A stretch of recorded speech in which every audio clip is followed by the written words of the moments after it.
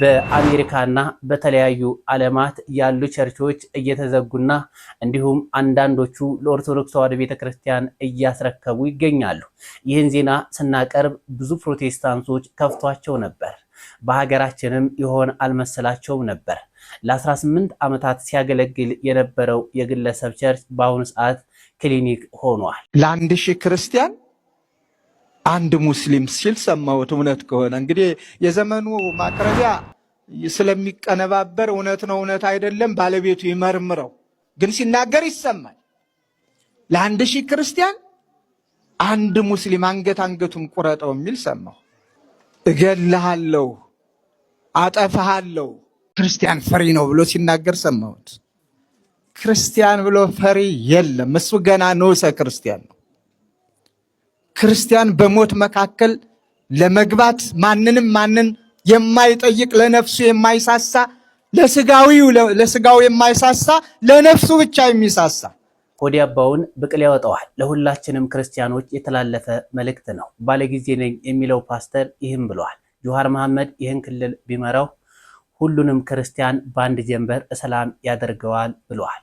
ታዲያ የቅዱስ ጴጥሮስ ልጆች ምን እንላለን? ኦሮሚያ ላይ ፕሬዝዳንት ቢደረግ ሽመል እንትና ጆሃር መሐመድ የኦሮሚያ ፕሬዝዳንት ቢሆን በ6 ወር ውስጥ የኦሮሚያ ህዝብ በሙሉ ሙስሊም ይሆናል። ሳትወድ በግድ በ6 ወር ውስጥ ሙስሊም ያደርጋል፣ እስላም ያደርጋል። ለዛ መሪ አመጣን። ማንን ማለት ነው? ጠቅላይ ሚኒስትራችን ዶክተር አብይ አህመድ ስጋ ለብሶ ኢትዮጵያን እያደሳት እየመራት ያለ ኢየሱስ ክርስቶስ ብየዋለሁ። ከፈጣሪ ጋር ፈጣሪም ቃል ነበር አይደለም? ቃልስ ምን ሆነ? ስጋ ሆነ። ስጋ ተመላለሰ አልተመላለሰ? ይህ ሰውዬ አይ ቲንክ ባልሳሳት ስሙ ሰኚ ነው የሚባለው። አዲስ አበባ ውስጥ ህጋዊ እውቅና ያለው ጨፌ የሚባል አደረጃጀት የሚመራ ሰው ነው። እንግዲህ እንዳያችሁት ዶክተር አብይን ምድር ላይ ያለ ኢየሱስ ክርስቶስ ብሎ የዘመናችን ፖለቲከኞችና የሃይማኖት መሪዎች እፈሩ ይሉናል መምህራችን መጋቢ ሐዲስ እሸቱ አለማየሁ። አንድ ሴት ሲነጋ ለልጅ ዳቦ ምን ልስጠው ብላ ምን ነው ባልነጋ የምትልበት ሀገር ከመኖር በላይ ሲኦል የለም፣ ገሃነም የለም። ስለዚህ ፖለቲከኞቻችን ማፈር አለባቸው። እንዲህ አይነት ሀገር ነው የምትመሩት። የእምነት ተቋማት ዛሬ ብዙ ሰው አጭቀው ይዘዋል። በጣም ካቅማቸው በላይ እንደ ከተማ አውቶቡስ እያቃሰቱ ነው ሞልተው። ዛሬ ቻይናውያን የማይበሉት ራሳቸውን ብቻ ነው። እውነቱን ለመጥለም ሁሉን ነገር ይበላሉ፣ ራሳቸውን አይበሉም። ጀግኖች ናቸው። እኛን ራሳችን ምን በላ ሌላ የሚበላ ሞልቶ። አንድ ሴት እንስራ ተሸክማ ባህሌ ነው ብሎ ስዕል መሳል ከዚህ በላይ አዋራጅ ነገር የለም። እዚህ ሀገር ክፍቱ ቦታ የሥራ ቦታ ነው።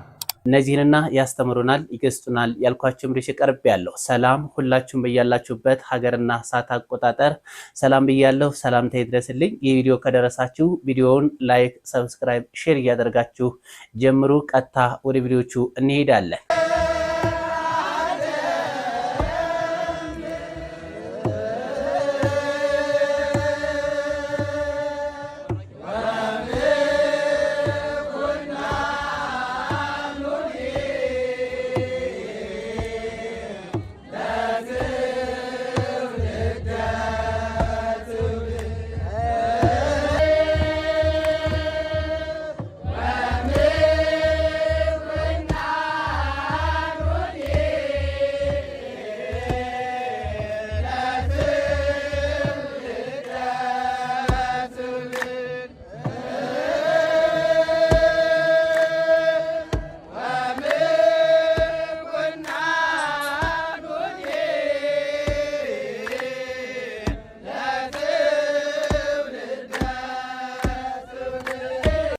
እነዚህ ኦርቶዶክሳዊ እህት ወንድሞቻችን እንግዲህ በሁለት ሰይፍ የተሳሉ ናቸው። የዩኒቨርሲቲ ትምህርታቸውን በመማር ላይ እንደዚህ ቤተክርስቲያናቸውን ምስጋና ያመሰግኑ ታይቷል። ሁላችንም እንመርቃቸው። ዝማሬ መላእክት በአሜሪካና በተለያዩ ዓለማት ያሉ ቸርቾች እየተዘጉና እንዲሁም አንዳንዶቹ ለኦርቶዶክስ ተዋሕዶ ቤተክርስቲያን እያስረከቡ ይገኛሉ። ይህን ዜና ስናቀርብ ብዙ ፕሮቴስታንቶች ከፍቷቸው ነበር። በሀገራችንም ይሆን አልመሰላቸውም ነበር። ለ18 ዓመታት ሲያገለግል የነበረው የግለሰብ ቸርች በአሁኑ ሰዓት ክሊኒክ ሆኗል። ወደፊት የሚሆነውም ይህ ነው። ምክንያቱም የፕሮቴስታንቲዝም እምነት የተመሰረተው ሰው ላይ እንጂ ክርስቶስ ላይ አይደለም። ዛሬ በጠዋቱ ሀገር ሰላም ብዬ ማህበራዊ ሚዲያ ላይ እስቲ ምን አዲስ ነገር አለ ብዬ ፌስቡክን መክፈት ልክ ስከፍት አንድ አስገራሚ ዜና ነበብኩ። ይህም ዜና ምንድነው? ከ2011 አካባቢ ጀምሮ እስከ 2018 ድረስ አገልግሎት ሲሰጥ የነበረ በግለሰብ የሚመራ አንድ ቸርች 16 ሚሊዮን ብር ለሌላ ግለሰብ ተሸጠ የሚል ዜና ነበብኩ። ዲቴይሉን ሳየው ምንድነው ከ2011 ጀምሮ ሰዎች ይገለገሉበት ነበረ፣ ህብረት ያደርጉበት ነበረ። የቸርቹ ባለቤት ግን ህዝብ አልነበረም፣ የግል ሶኮልድ ባለራይና መስራች ነበረው። ይሄ ባለራይና መስራች ያንን ቤተክርስቲያን 16 ሚሊዮን ብር ለግለሰብ ሽጦት ላጣለ። ከዛ በኋላ ያንን ቦታ የገዛው ዶክተር ስለሆነ አዳራሹን በምትመለከቱት መልኩ አፍርሶ አሁን ክሊኒክ እየገነባበት ነው የሚል ዜና ነበብኩና ባለፈው ከአያት 49 ኮንዶሚኒየም ጉዳይ ጋር በተያያዘ አንድ ቪዲዮ ሰርቼ ነበረ። ከዛ ቪዲዮ ጋር በተያያዘ አንዳንድ አክራሪ ጴንጤዎች በውስጥ መስመር የጻፋችሁልኝ አንዳንድ ነገር ነበረ። ቤተክርስቲያን ሲፈርስ ደስ ይላል ወይ ምናምን ያላችሁ ጉዳይ ነበር። እኔ እዚች ምድር ላይ ቤተክርስቲያን መስራችና ባለራይዋ ኢየሱስ ክርስቶስ ነው ብዬ ነው ማምነው።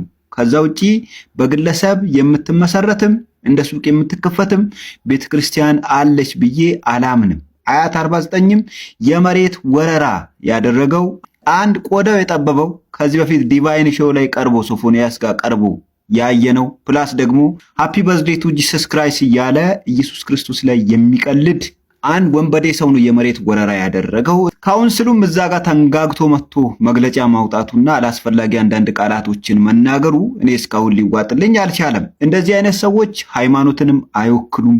ፕላስ ደግሞ ነገሮች ከተመቻቹላቸው ወይ ደግሞ ነገሮች ጥሩ ካልሆኑላቸው እንደምታዩት በምታዩት መልኩ ቦታውን ለግለሰብ ጆሮ ግንዱን ብለው የፈለጉበት ቦታ የሚሄዱ ለመንጋው የማያዝኑ ጨካኝ እረኞች ስለሆኑ እንደዚህ አይነት ሰዎች ጋር ምንም ህብረት የለኝም።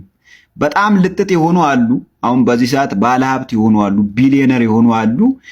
እነሱንም ጨምሮ ነው እያልኳችሁ ያሉ። ትልቅ ቸርች ስለገነባ ብዙ ህዝብ መጥቶ እሱ ጋር ስለሚገለገል እችን ታክል ላከብረው አልችልም። የቸርች ባለራይና መስራች ኢየሱስ ክርስቶስ ብቻ ነው። ከዛ ውጪ የዚች ቤተክርስቲያን ባለራይና መስራች እኔ ነኝ፣ እኔ ሐዋርያ ነኝ፣ እኔ ነብይ ነኝ ለሚል ቆዳው ለጠበበው እችን ታክል ክብር የለኝም። አንዳንዶች ሐዋርያ ነን ብለው ራሳቸውን ሰይመዋል።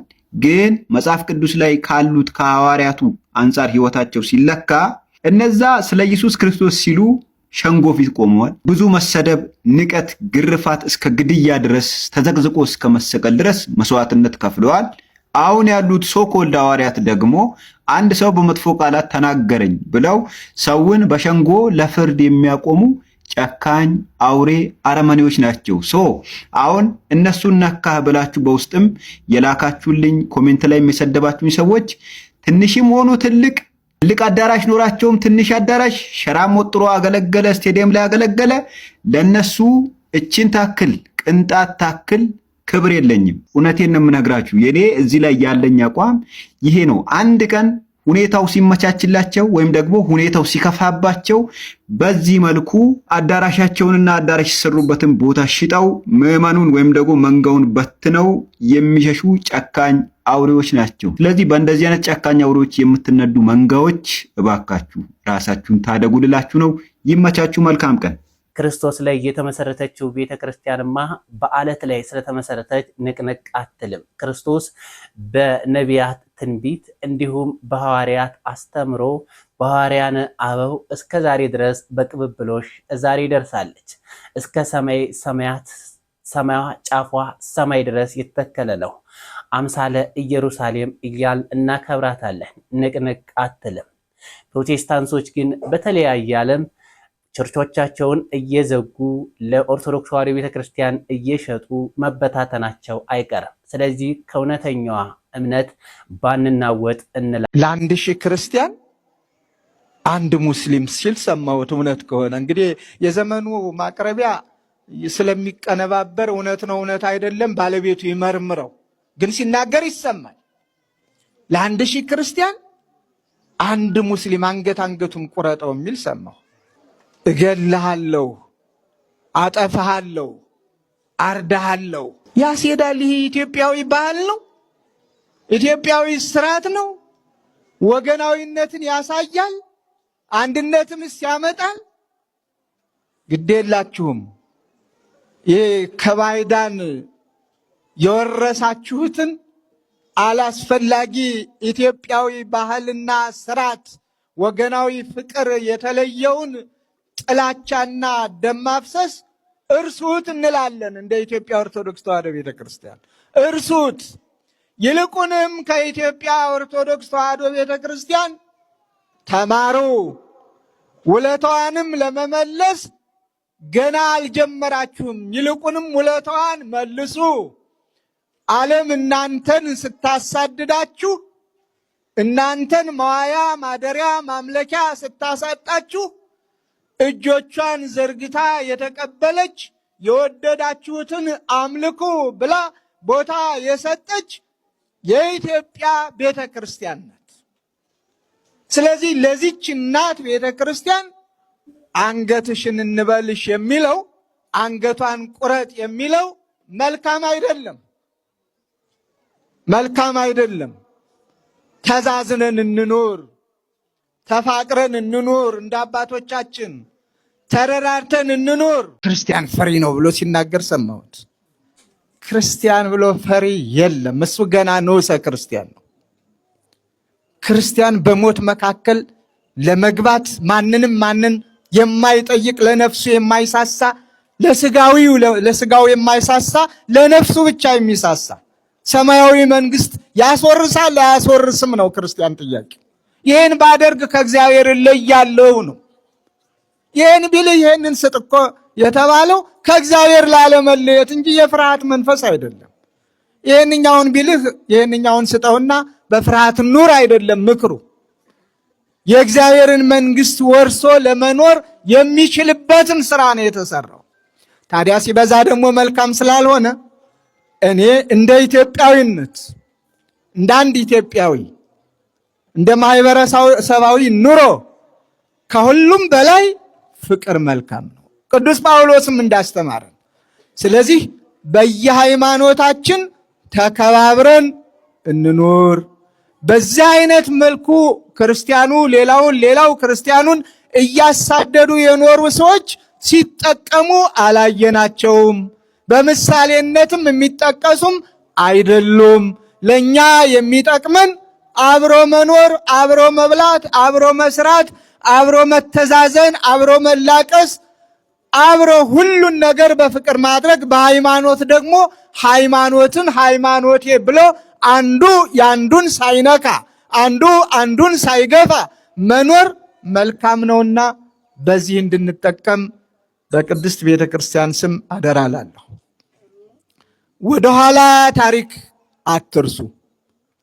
ኢትዮጵያ በኢትዮጵያ ኦርቶዶክስ ተዋሕዶ ቤተ ክርስቲያን ብቻ እየተመራች መሪዎቿም፣ ነገስታቱም፣ መሳፍንቱም፣ ወይዛዝርቱም፣ አማኙም ሁሉም ኦርቶዶክሳዊ በነበረበት ሰዓት ነው ሁሉም እምነት የመጣው። አንዳንድ ጊዜ እናንተስ ከእስራኤል አይደል እንደ የመጣችሁ ብለው ለማወዳደር ሲሞክሩም እሰማለሁ። እሱን ታሪክ አጥኑ።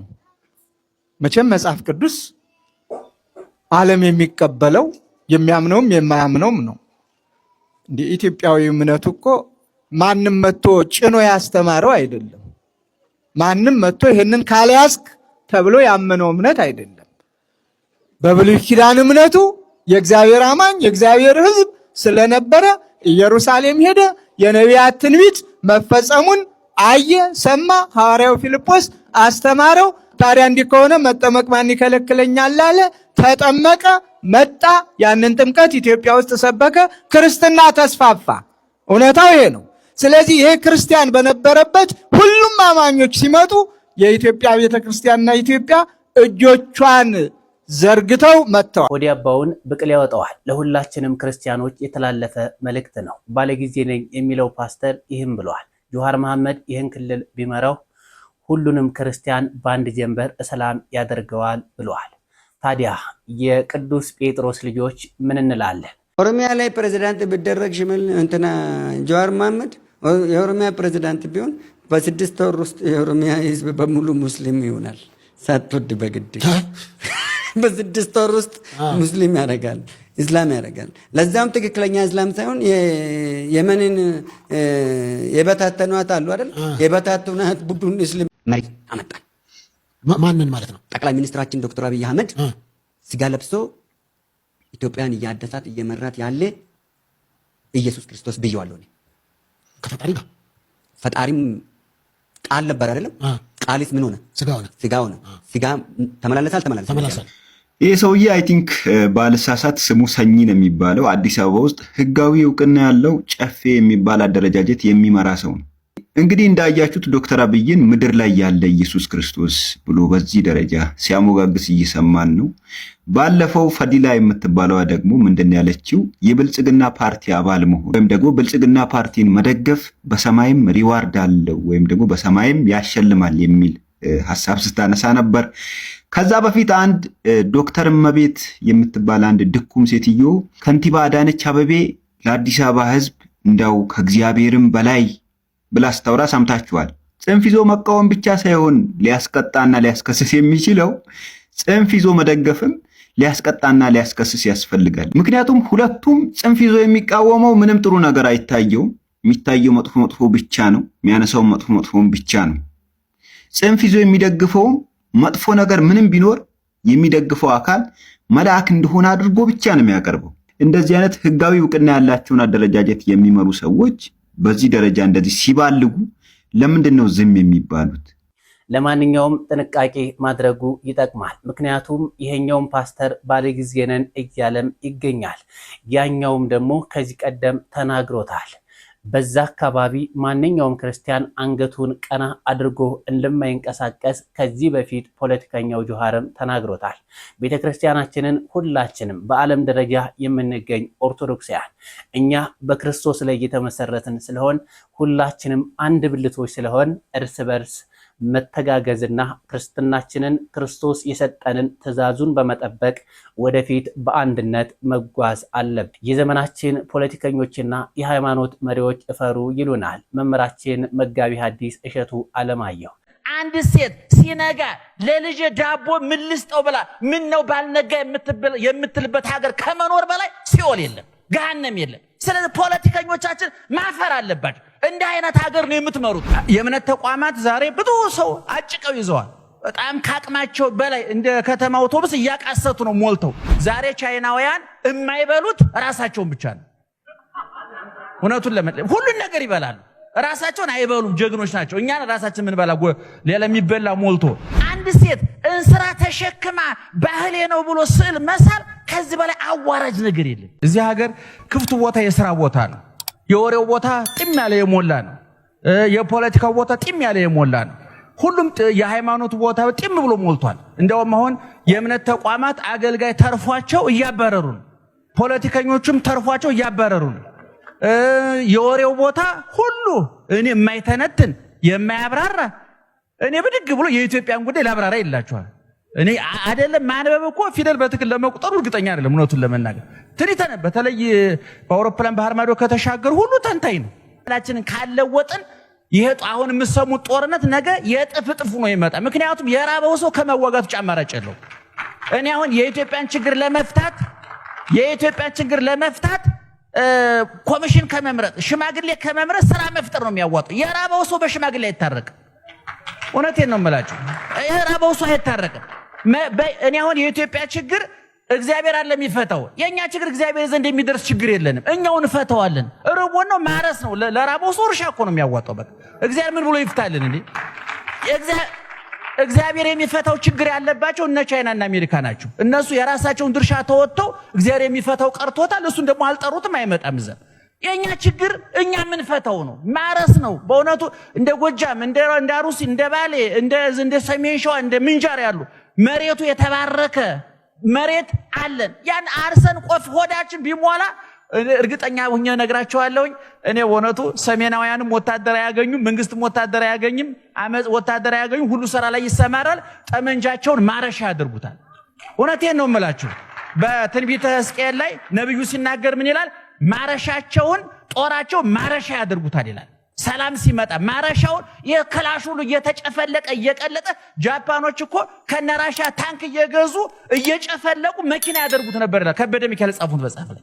አሁን ቻይናውያን ዛሬ በቀደም ሬዲዮ እየሰማሁ ነበረ የአሜሪካ በኢኮኖሚ በጥቅሉ 23 ትሪሊዮን ዶላር ነው አለ ትንታኔው ላይ ስሰማ መጽሐፍ ሳነብ የቻይና 20 ትሪሊዮን ዶላር ነው። በጣም በእርግጠኝነት በሚቀጥሉት 5-6 ዓመታት የቻይና ወደ 30 ትሪሊዮን ይገባል። ምክንያቱም ቻይናውያን እየሰሩ ነው እያወሩ በራቸውን ዘግተው 50 ዓመት ሰርተው ድንገት ነው እንደንጉዴ ቦግ ብለው ዓለምን ቀልቡን የገፈፉት። የምዕራቡ ዓለም ክው ብሎ ደንግጧል። እውነቱን ለመናገር አሜሪካ ደንግጧ፣ ምዕራቡ ደንግጧል። በወሬ አይደለም።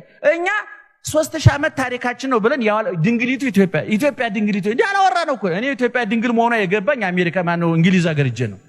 ምክንያቱም መሬቱ የጀርመን ጃፓንን ማነው እነ ፈረንሳይን አይታችሁ እንደሆነ መሬቱ ከውስጥ ግራውንድ ወደ መሬት ተቆፍሯል። ድንግልናውን አጥቷል መሬት። የኛ ድንግል ነው ገና። እውነትም ድንግል ናት ሀገር አልታረሰችም። ይሄን ቁም ነገር በን ዘፍነዋል። የሚያሳፍረውን ነገር እንዴት ሰው ውርደቱን ይዘፍናል?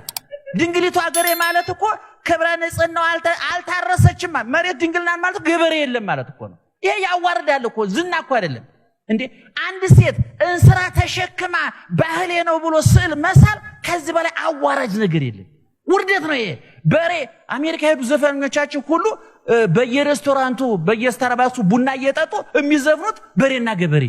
ያሳፍራል። ይሄ ውርደት ነው። በሬ በ21ኛው መቶ ክፍለ ዘመን በሬ ጠምዶ የሚያርስ ገበሬ ማየት ከዚህ በላይ አሳፋሪ ነገር የለም። ዩኒቨርሲቲዎቻችን ሊያፍሩ ይገባል። ፕሮፌሰሮቻችን ሊያፍሩ ይገባል። የግብርና ኮሌጆቻችን ሊያፍሩ ይገባል። ለውጥ ማምጣት አለብን። የለመለመ መሬት አለን። የደረቀ ጭንቅላት ነው የበጠበጠ። እውነቱን ለመናገር ከዚህ በፊት ተናግሬዋለሁ። ወደ ዱባይ ሲሄድ ጎኔ አንዲት ሴት ተቀምጣ ነበርና እኔ አወራችኝ፣ ሰላም አለች። እንግዲህ ቴሌቪዥኑ እንደ ብቅል እያሰጠን ሁሉ ሰው ሰላም ይለናልና አወራን። ወሎ ሐይቅ የሚባል ሀገር ነው። ሐይቅን ታውቃላችሁ? ለምለም ቦታ በጣም የት እየሄድሽ ነው? ዱባይ። ለምን? ለስራ። ስንት ጊዜ ሆነሽ? በፊት 15 ዓመት ቆይቼ አሁን አስፈቅጄ መጥቼ ቤተሰቦችን ጠይቄ እየሄድኩ ነው። ከሐይቅ ወደ ዱባይ፣ ከለምለሙ ሐይቅ ወደ ደረቋ ዱባይ። ደረቅ ጭንቅላት የያዘችው እህታችን ከለምለም መሬቱ ወደ ደረቅ መሬት ለምለም ጭንቅላት ወዳላቸው ሰው እየሄደች ነው ማለት እኔ ሲገባኝ በጣም ነው ያፈርኩት። እኔ ዱባይ ጭው ያለ በረሃ ነው። አፄ ኃይለ ሥላሴ ለጉብኝት ሄደው እንደ አይነት መሬት ላይ አውሮፕላን አያርፍም ብለው መጥተዋል ይባላል የዛሬ 40 ዓመት። ዛሬ ግን ዱባይ እነሱኛ ጋር ለማረፍ ተጸይፈዋል። እፈሩ፣ ተሳቀቁ፣ ተሸማቀቁ። ድህነት ያሳፍራል። ድህነት በጣም አሳፋሪ ነው። ድሃ ከመሆን በላይ ወንጀል የለም። ድህነት እኔ ድሆችን አልተጸየፍኩም። ስሜ እንዳታጠፉ ባለ ፌስቡኮች። እውነቴን ነው የምላችሁ። እናንተ ወሬ ስለሚያልቅባችሁ ማሟያ ታደርጉናላችሁ። እኔ ድህነትን እግዚአብሔር ኃጢአተኞችን አይጸየፍም፣ ኃጢአትን ግን ይጸየፋል። ድሆችን መርዳት ይገባል፣ ድህነትን ግን መጸየፍ ይገባል። ረሃብተኛ ህዝብ ያሳዝናል፣ የጠማው ህዝብ ያሳዝናል።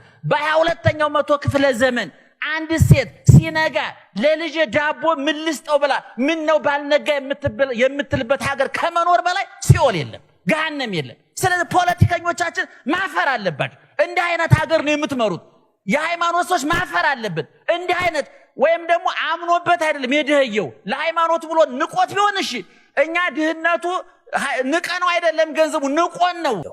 መምህራችንን እናመሰግናለን። ቃለ ሕይወት ያሰማለን። ውድ ኦርቶዶክሳውያን እስከ ሰዓት ድረስ አብራችሁ ስለቆያችሁ አመሰግናለሁ። በቀጣይ ቪዲዮ እስከምንገናኝ ድረስ ሰላም ቆዩ።